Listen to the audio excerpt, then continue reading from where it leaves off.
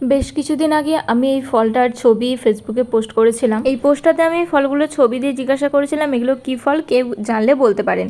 তো অনেকে অনেক রকম কমেন্ট করেছেন, ডুমুর বলেছেন, কেউ ফলসা, কেউ রাহিন ফল। রাহিন ফলটা কি আমি নিজেও জানি না। তো একজন এখানের মধ্যে ঠিক উত্তর বলেছেন, সেটা আমি বলছি শেষে। তার আগে আপনাদের দেখিয়ে দিই। এই ফলটা হচ্ছে এই যে কাঁচা কাঁচা হচ্ছে এবং একটু বড় হলে সেগুলো লাল লাল হয়ে যায়। এই ফলটা হচ্ছে কারি ফল।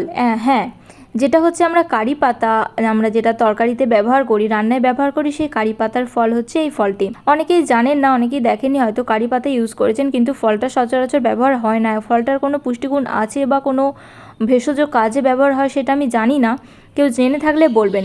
এই ফলটা ভেঙেছিলাম, কিন্তু ভাঙার পর এই ফলটা থেকে যে একটা উগ্র গন্ধ আসে, সেই গন্ধটা খুব বাজে লেগেছে আমার। গন্ধটা একেবারেই নেওয়া যাচ্ছিল না। তো যাই হোক, সবাই আমার এই প্রশ্নের উত্তর দিয়েছেন, ভালোবাসা দিয়েছেন, সেটা দেখে আমি খুব খুশি।